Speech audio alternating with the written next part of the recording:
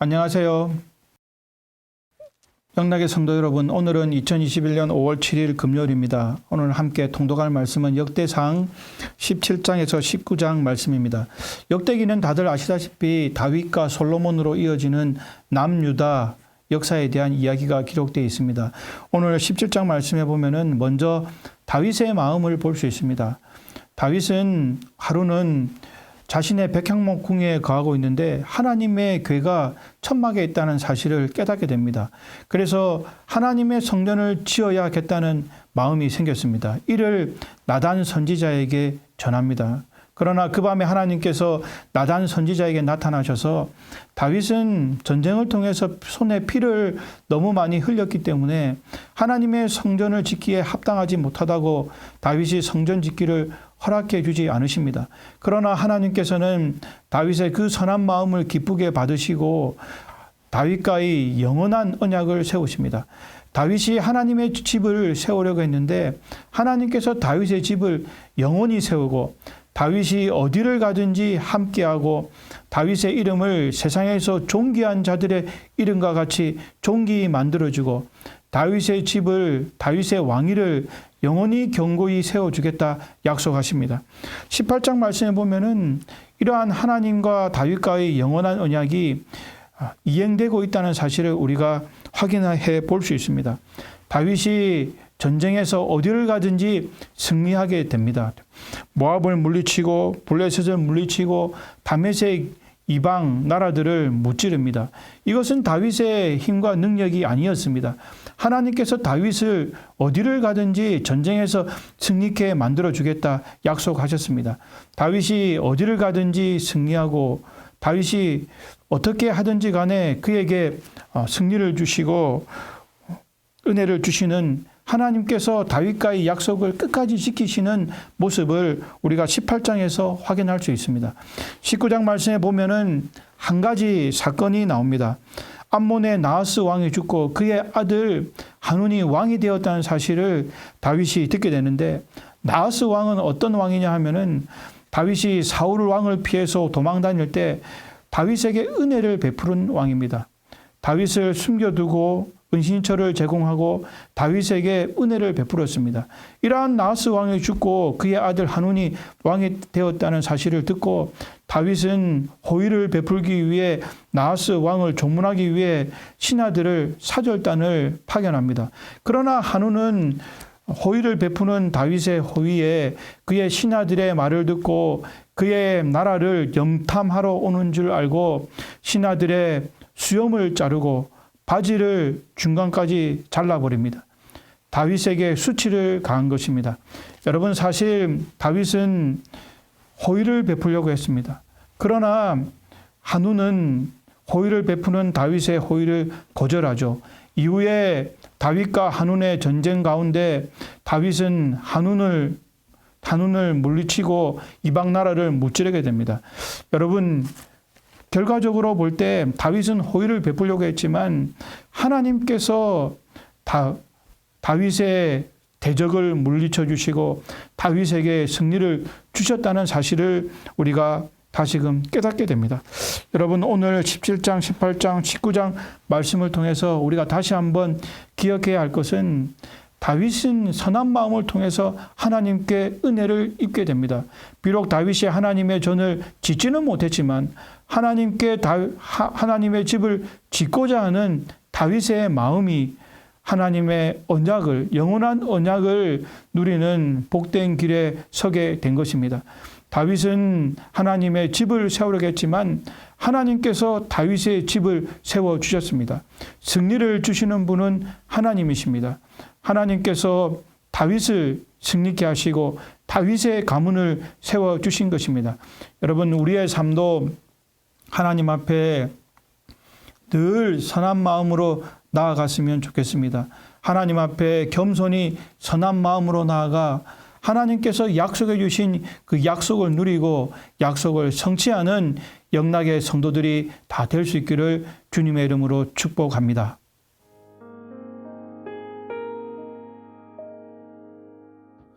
5월 7일 금요일이 되었습니다. 오늘 함께 묵상하실 말씀은 역대상 17장 16절입니다. 다윗 왕이 여호와 앞에 들어가 앉아서 이르되 여호와 하나님이여 나는 누구이오며 내 집은 무엇이기에 나에게 이에 이르게 하셨나이까. 아멘. 나라가 안정되었을 때 다윗은 하나님의 성전을 짓고 싶은 마음을 나단 선지자에게 피력하였습니다. 나단은 왕의 마음에 있는 대로 하십시오라고 했죠. 하나님께서도 다윗의 그러한 마음을 크게 기뻐하셨습니다. 그래서 나단을 다시 보내서 하나님의 복을 그에게 말씀하도록 하였습니다. 나단이 와서 놀라운 하나님의 축복을 전달했는데 이것이 바로 하나님과 다윗 사이의 언약이라고 말할 수가 있겠습니다. 그 중에 일부를 읽어보겠는데요. 17장 8절입니다. 네가 어디로 가든지 내가 너와 함께 있어 네 모든 대적을 네 앞에서 멸하였은즉 세상에서 존귀한 자들의 이름 같은 이름을 네게 만들어 주리라. 참 놀랍죠. 또 10절을 읽습니다. 전에 내가 사사에게 명령하여 내 백성 이스라엘을 다스리던 때와 같지 아니하게 하고 또 내 모든 대적으로 네게 복종하게 하리라. 또 네게 이르노니 여호와가 너를 위하여 한 왕조를 세울지라. 다윗 한 사람만 왕이 되고 끝나는 게 아니에요. 왕조를 세우셔서 두고두고 그의 후손들이 왕 노릇하도록 하겠다. 그리고 함께 있어 주겠노라고 약속을 하시는 거죠. 이렇게 감당하기 어려운 하나님의 복을 전달받은 다윗은 감개무량했습니다. 그래서 하나님의 집에 들어가 무릎을 꿇고 앉아서 하나님 앞에 감격의 눈물을 흘리며 고백하였는데 그것이 바로 오늘 본문이 되겠습니다. 다시 한번 읽어보면 다윗 왕이 여호와 앞에 들어가 앉아서 이르되 여호와 하나님이여 나는 누구이오며 내 집은 무엇이기에 나에게 이에 이르게 하셨나이까. 다윗은 자신의 가문이나 자기 자신이 아무것도 내보일 것이 없는 초라한 존재라는 것을 알았어요. 베들레헴의 목축이나 하는 집안의 보잘것없는 막내 아들, 그게 다윗 아니었습니까? 그 아버지 이새도 내보일 만한 게 별로 없었던 사람 아니겠어요? 도대체 뭐 볼 게 있다고 하나님께서 이런 은혜를 우리에게 주십니까? 저에게 주십니까? 이렇게 다윗은 정말 감격해서 하나님 앞에 기도하는 걸 보게 됩니다.